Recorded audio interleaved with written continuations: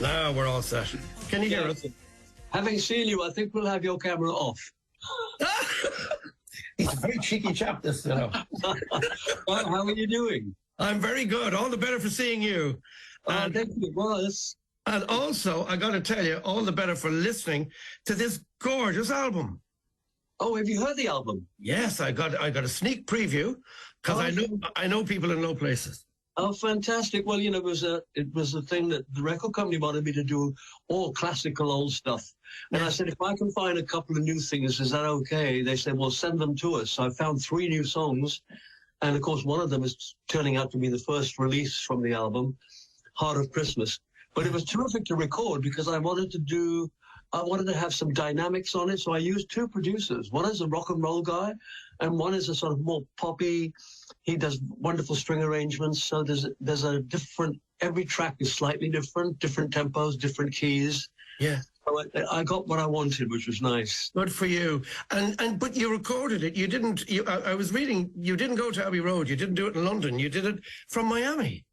Yes, I did. I mean, the tracks were made in L.A. Both of the producers lived in Los Angeles. And that's technology now. Yeah. It's amazing. They just sent the sort of files over to the Criteria studio, where I was in North Miami, and I put my voice on, and it was it's fantastic to work like that. But they actually, for the recording, both of them came when I sang their songs. So they were in the studio with me. Surely. The tracks were made in L.A. Yeah, that's just it. You're right. It is such a different way to do things now. Do you miss that old way of doing it though, with the band around you and all of that? Well, to some extent, but I think if I'm honest, I prefer having, because we talk about how we want the albums to go, how we want the music to go, and then you get these guys, the producers, who I immediately took to because they really knew what they were talking about. And so then they send it to you. And if you've got any comments to make, you can say, can you do that bit again? Can you add more drums or whatever? Yeah.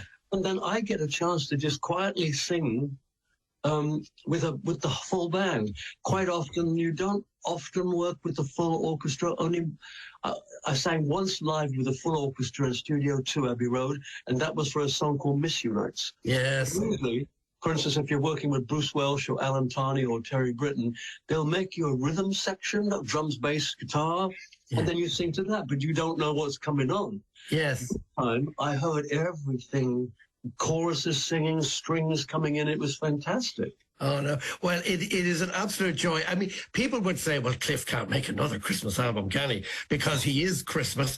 And I think about all all the years of, well, Mistletoe and Wine. I think about Saviour's Day and all of these great songs. And yet here it is. And I've got to tell you, my friend, you sound as fresh as ever. Thank you very much. Well, I've always said that the minute I feel I can't do it anymore, I'll stop, because at least I can finish with some sort of dignity. Yeah. I've been very fortunate, though, Marty, because I can still sing. There are certain notes, for instance, I can do on the first night of a tour, but the second night I can't get it again. Right. Just age, I suppose. You're using my vocal cords. Next year will be my 65th year of singing.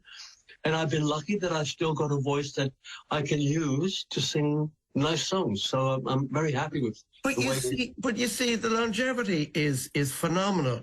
It's here in front of me. The only artist in the world to score top 5 albums in 8 decades. That's nobody. I think it's unlikely anyone will ever surpass you on that. What makes it really special, it's 8 consecutive decades, and it's one of those things you can't plan. Yes. I mean, when I was 17 recording a movie, I only thought, what will I do next week or next month? Yeah. But I never dreamed that the career would go on for such a long time, but it's been really fantastic. But you see, your loyalty to your fans and their loyalty to you has kept you there. Plus the fact that you were singing, you were singing fresh material all the time, and yet you were giving them all the hits. So all of that put together, and your obvious appeal, my friend, that's what it is, Cliff. It's not everybody can do that, Well, I guess so. And I've always loved recording as well. And Yeah. really, when you think about the 8 decades of top 5 records, that could only happen if you're recording regularly, doesn't it? Sure. So without even thinking about the future, I just loved recording. And so therefore I recorded almost annually. But I never expected something like that. And it's a bit like the knighthood. Yes. You can't plan the knighthood. You can't say, oh, well, by the time I'm 80, I'll be a knight. It just either comes or it doesn't. I know. And that was also an unbelievably wonderful shock. Yes. And my survival over the years, it's not just, when you think about it, I've had to battle with a whole lot of very gifted artists who have shared that number one slot. We have shared it. But it's in a way, it pushes you on. You've always got something.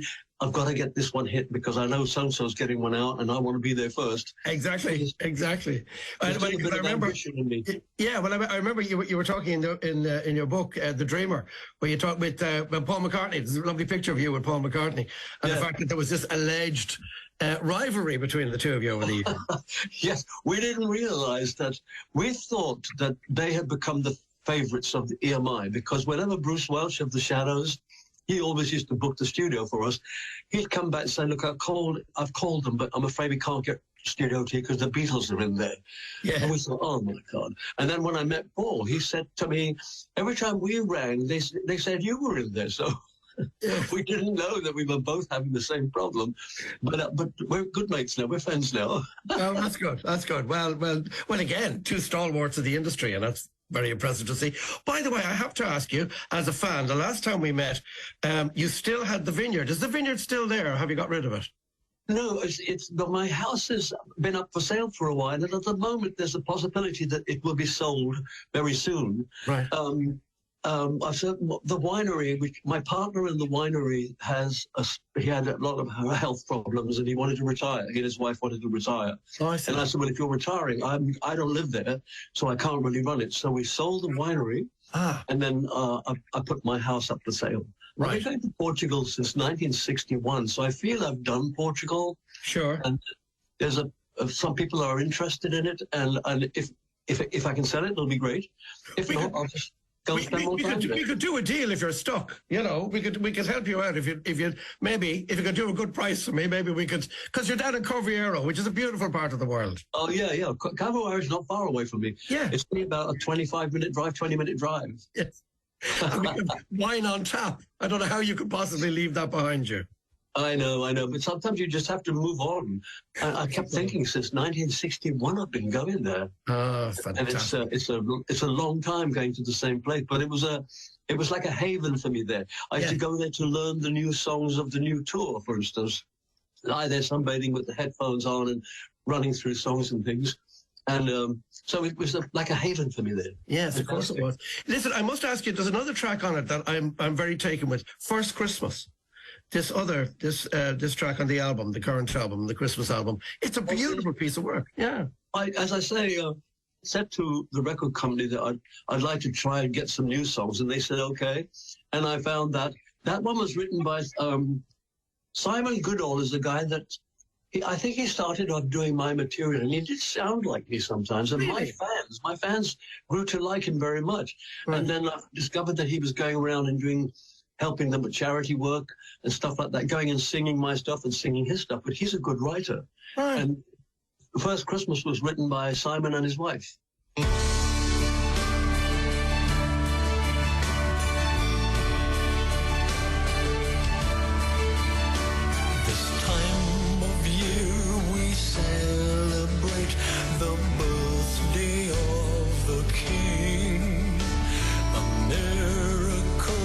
Sent down to earth to give us everything. One late night, some shepherds came with presents for the child. Led by a star, wise men came to and worshipped him most high. But that first Christmas,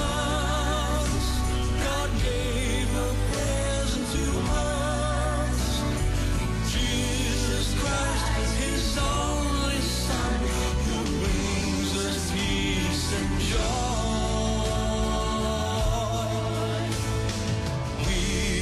you see, you've also had that relationship with individuals over the years, and that obviously, again, is part and parcel of the success, isn't it? Because you build that relationship and they know where your head is and they know what sort of song you're most suited to sing. Oh, yeah. Well, sometimes you, for instance, with people like Terry Britton and Alan Tarney, when they make their demos, they sing them. Chris Eaton sings his demos. When he sends it to me, I can hear me singing it. Sure. Because they know me, they know my style. And okay, I might want to change a few things every now and then to make it completely mine. But when you've got people like that who are really gifted writers, I mean, yes, I wrote with the Shadows in the very, very early days. I co-wrote Bachelor Boy and On the Beach and a few other things. But then I suddenly started getting writers like Alan Tarney and Terry Britton writing for me.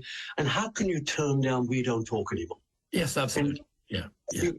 And you know, Bruce Welch of the Shadows, we always used to say of him, he had great ears.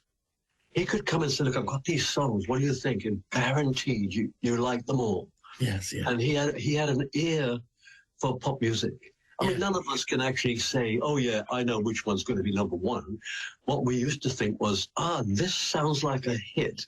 Now, in the days when people bought records, a hit meant anywhere in the top 20. You could be 15 in the charts and still sell 250,000 records. Yeah, that's right. Different times. Different times. All gone now, yeah. Oh, and I see, incidentally, it's coming out in red vinyl and white vinyl and all sorts. Yes, it is. I mean, there's still a group of people who love the sound of vinyl. Yes. I discovered, though, my engineer said to me, I said, I love the vinyl. He said, have you got any? I said, yeah, I've got about 200 albums. So every now and then I send him 6 of the albums I like best. And what he does, he said, people don't realize you don't have to play the original plastic vinyl thing. Yeah. Because when he puts it onto a CD, the interesting thing about a CD, it takes everything you give it. So if there's a little scratch on that vinyl, it'll be on the CD. So he's done that for me for I've got now a number of CDs of early Aretha Franklin records and things like that. Beautiful. They sound exactly as they sounded on the big 12-inch albums. Yeah, isn't it the warmth of the vinyl? There's a warmth about them. Yeah, but what the CD does is absorbs the warmth. That's the magic of the CD. It takes whatever you put onto it. So if you're in the studio doing technical modern things, it accepts it. If you put an old album and put it on there, it's the old album that's on there. That's the same sound. Yeah. Listen, I noticed that you're doing some concerts in the UK next year. Now, you're not doing it for a year, but is there any possibility we'll see you in Ireland at all, Cliff, or will that be it? Because I know you were saying about The Voice and about, doing a succession of gigs, but it'd be lovely to see you live again over here. Well, I'd love to, but next year was strange because I was hoping I would get a week at the Albert Hall to do a Christmas show. Oh. And then I got a shock because my manager said, don't hold your breath, because there was one time when he had to book it 5 years ahead of time. Right. And then most of the times you have to book it 2 years ahead. And I wanted to do it next year. So they said no, because the Albert Hall now produced their own Christmas shows. And so it's just one of those things that's changed. So I couldn't do it. So we left it all so late. So I'm only doing about 8 concerts in total. Right. And 4 of them are in London, and 2 are up north, Blackpool and Glasgow. We left it a bit too late to do a really big tour, so I may not make it this year. I'm sorry about that. Yeah. But my band and I have always enjoyed being there. We love Ireland. In fact, we normally go to Killarney, rehearse there, and then start there. That's right. And then I believe you take drink with Daniel O'Donnell from time to time. Oh, yes, I do. He and Magella are good friends of mine. Yeah, terrific. Yeah, and he's always working. I can't believe it. Always working. He's had much more success in America than ever I have. Yeah, but isn't that the mad thing, though, about you over the years? I've never figured that out. No. That in the States, it's different for Cliff Richard than it is anywhere else. Yes, it is. I've had 2 top 10 hits there, and that was with the help of Elton John, who had his Rocket Records. And he loved Devil Woman, so it was not being released by EMI America. Isn't that weird? They didn't want it. Yeah. He took it and got it into the top 10, and he also got We Don't Talk Anymore in the top 10 for me, so I was very grateful for that. And, of course, I had success with Olivia Newton-John with Suddenly. Yes, yeah. But generally speaking, I have a really ordinary life when I go to America. People don't know don't recognize me, and I quite like it. Yeah. And my friends always say, don't you miss being famous? I said, well, if I miss being famous, I can go anywhere in Europe. I can go back to England, Southeast Asia, Australia, New Zealand. And yes, it's nice to be recognized, but Sure. actually quite a pleasant way of living when you do what everyone else does. I Yes. can go shopping by myself. I drive myself. It's terrific. I really like it. And is New York home now? Is that home? It's what? Is New York home now? No, not really. Home is actually Barbados. I reside in Barbados. I pay tax in Barbados. And of course, it's easier to go to America than it is to come back to England. It's an 8-hour journey. I can be in Florida in 3 hours, 20 minutes on a plane, and 4 hours going to New York. So, yeah, I can go there often. But of course, I can't stay there. It's like anything. Even in England now, I'm only allowed a certain number of days. And the same thing happened in the States. I managed to get what they call a B1, B2 visa, so I could stay up to 6 months in America, yes. but not working. No, I understand. And will Christmas be there? Well, where will you Christmas? I'm going to be with friends in Fort Lauderdale, in Florida, for Christmas. Yeah. I mean, I've done Christmas in Barbados, and I've no doubt we will do it again. It's quite unusual to sing White Christmas when it's 85 degrees outside. I know, it's ridiculous. I'm dreaming of a hot Christmas. It's absolutely ludicrous. But anyway, look, I'm going to let you go because I want to play one more track from the album. But I have to say congratulations, Cliff. It's lovely to see you look as well as you do. You look terrific. And well, thank you. I'm a huge fan, as you know, for years and years and years. I always remember the time I interviewed you the first time. Time the Musical in London. Do you remember Time the Musical? Yes, I remember it very well. Yes, with Laurence Olivier's enormous head. It was yes, I know. It was a fantastic show to do. You know, it was one of the. I think it was the first high-tech show. Yes. And yet, when we got terrible press, I know, they just didn't like it. I'm thinking, and then Phantom of the Opera started just after us, and that was a high-tech show, and they loved that. Yeah. So anyway, when Sir Laurence Olivier came to see one matinee, we all met with him, and he said, "Oh, don't worry about the press." He said, "They send people who can't dance, can't act, and can't sing to criticize people who can." Yes. Fair play. Lovely. I just want to say a happy Christmas, Cliff. You're an absolute joy, and congratulations on yet another great album. Make another new one next year. Come on, make another album next year. Well, yes, I talk with Warner's all the time. So Warner Music is they're a fabulous record company. I must say they've been terrifically supportive for me. So yeah, I'm sure we'll do another album. Please God. You take care, and a happy Christmas, Cliff. Marty, thank you very much. God bless. Have a good Christmas and a happy New Year. Thank you, kind sir. Thank you. Don't forget what happens 6 days after Christmas. That's right. I better play it now then. Okay. Take care. Thank you. Bye-bye.